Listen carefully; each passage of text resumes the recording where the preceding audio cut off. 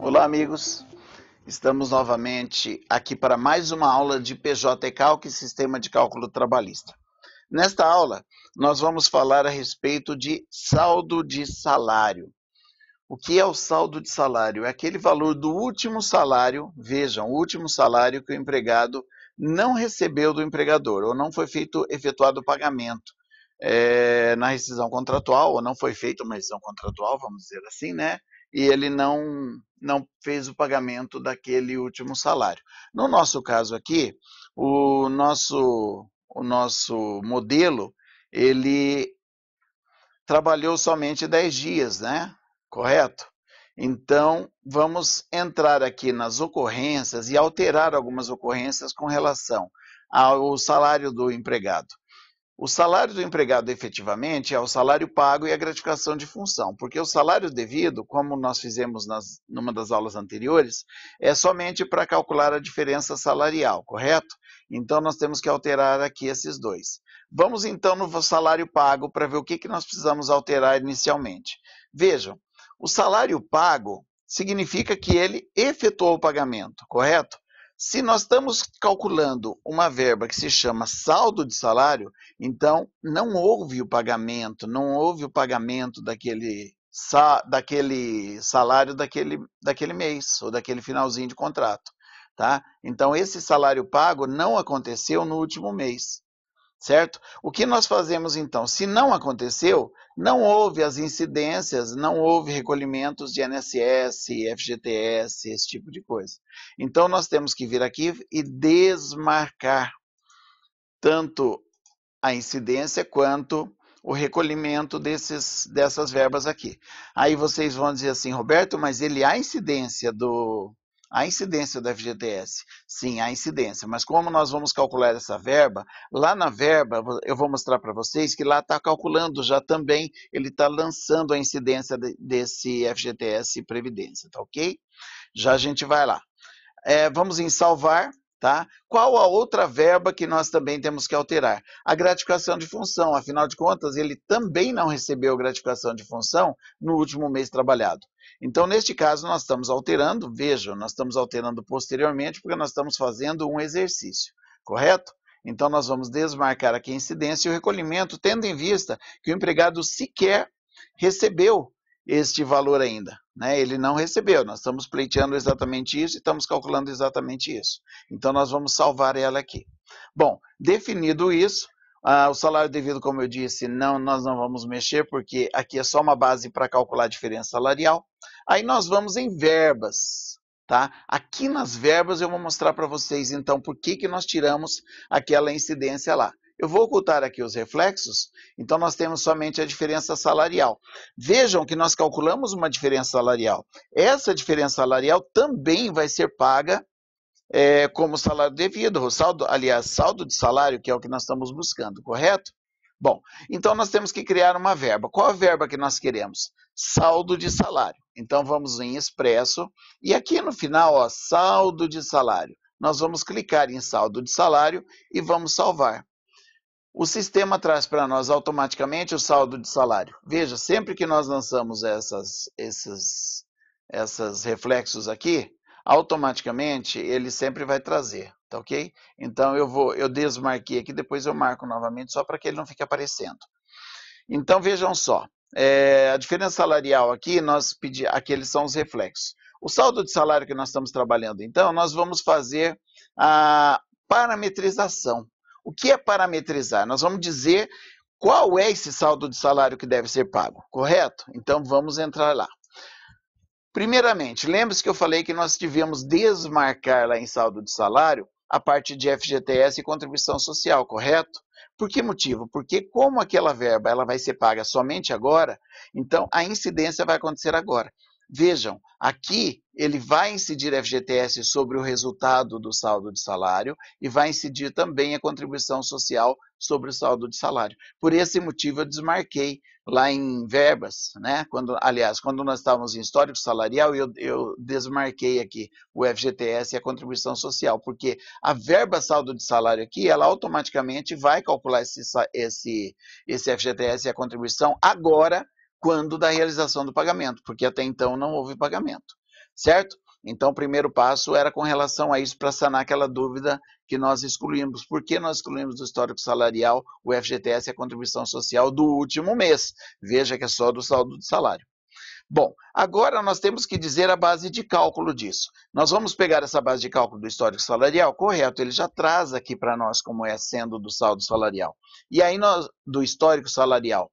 Aí nós vamos dizer dentro do histórico qual a verba que ele vai pagar. O que ele paga então? O salário pago, certo? Aí nós incidimos aqui proporcionalizar sim, por quê? Porque nós temos somente 10 dias de salário, certo? Então, proporcionalizar sim, mas tem mais uma verba aqui que eu preciso incluir, que é a gratificação de função, correto? Porque o salário e a gratificação de função fazem parte da remuneração dele naquele mês. Então, eu incluí a gratificação de função e o salário pago. Mas aí vocês vão falar assim, Roberto, mas tem mais uma verba, e a diferença salarial? Vejam, a diferença salarial é uma verba que ele ainda não havia recebido, correto? Nós calculamos ela agora. Então, por isso ela não aparece no histórico salarial. Aonde que ela está então? Todas as verbas que nós calculamos ela nesse momento, ou seja, nós estamos realizando o cálculo da verba, e essa verba também serve de base de cálculo para uma outra verba, no caso aqui o saldo de salário, ela está aqui do lado direito, ó. Então aqui, quando nós clicamos, vai aparecer a diferença salarial. Então, veja, quando eu clico aqui a diferença salarial, e vou também incluir o mais aqui. A diferença salarial, então, ele vai fazer o cálculo referente ao saldo de salário do último mês do quê? Do salário pago, proporcionalmente, certo? Da gratificação de função, também proporcionalmente, e da diferença salarial, que ainda não havia sido pago, mas ele deve pagar essa diferença aqui também, certo? Nós devemos prestar atenção também, gente, sempre nesses detalhes aqui, ó. Caso opte por integralizar nos meses incompletos, será considerado o valor correspondente ao mês completo, certo? Integralizar nos meses incompletos será considerado o valor correspondente ao mês completo. Neste caso, então, o integralizar, vamos fazer, até vou mostrar para vocês o que acontece, vamos colocar o sim aqui, tá? Vamos mostrar o sim aqui para que vocês vejam o que ocorre quando nós fazemos isso. E eu vou incluir aqui, certo? Então, o que eu precisava fazer, na verdade, era isso. O que ele vai fazer, então? Ele vai pegar a gratificação de função, mais o salário pago, mais a diferença salarial, divide por 1, multiplica por 1 vezes 1. Ou seja, exatamente o saldo salarial dos últimos dias trabalhados. Agora, vamos ver o que acontece nesse integralizar aqui. Nós salvamos aqui, e aí nós vamos lá em operações. Olha aqui como que a gente faz para saber a diferença entre uma opção e outra. Nós vamos liquidar, ok, fizemos a liquidação, e aí nós vamos em impressão e mandamos imprimir o quê? Vamos imprimir só as verbas, né? Porque eu não preciso mais nada por enquanto. Nas verbas vai aparecer o que lá? A diferença salarial que nós calculamos, certo? E o saldo de salário, que tinha duas verbas lá, certo? O saldo de salário, o que ele considerou então? Ele considerou o valor da gratificação de função, o salário pago e a diferença salarial. O valor deu quanto? R$ 417,60. Então, pessoal, eu vou dar um Ctrl L aqui só para abrir a tela, tá ok? Ctrl L abriu. Veja, o valor é R$ 417,60, correto? Na verdade, como eu disse, lá nós mandamos integralizar, ou seja, ele está calculando o mês inteiro aqui da diferença salarial. O mês inteiro de diferença salarial seria R$ 100. Na verdade, ele deveria calcular de 6 dias. Então, 6 dias daria 20. Então, nesse valor aqui, nós temos que deduzir aqui R$ 80, vamos dizer. Então, 417 menos 100 dá 317,60, mais 20, 337,60. Vamos verificar lá como que ficaria, então, se nós não integralizássemos, se dá o 317,60? Bom, voltamos então aqui em cálculo, tá ok? Vamos em verbas, novamente. Em saldo de salário, nós vamos em parametrizar e vamos fazer essa alteração aqui. Veja, olha, integralizar sim. Como nós falamos aqui, quando passamos o cursor sobre a interrogação, ele diz que se optar por integralizar, nos meses incompletos será considerado o mês completo. Então, nós não podemos integralizar nesse caso, correto? Vamos então deletar isso aqui, e aí nós vamos colocar como não ali, diferença salarial, integralizar. Não, eu não quero o mês completo. E vou clicar em mais aqui, ok? Então agora ele vai dizer então que caso opte por integralizar, que eu não estou optando, né? Eu estou dizendo que é não, nos meses incompletos será considerado o valor completo. Então, neste caso, optando por não, ele vai considerar os 6 dias. Vamos salvar. Vamos lá em operações, liquidar, ok, imprimir, vamos desselecionar aqui, só pedir verbas, imprimir. Ok, Adobe Reader, fazer um PDF e aqui.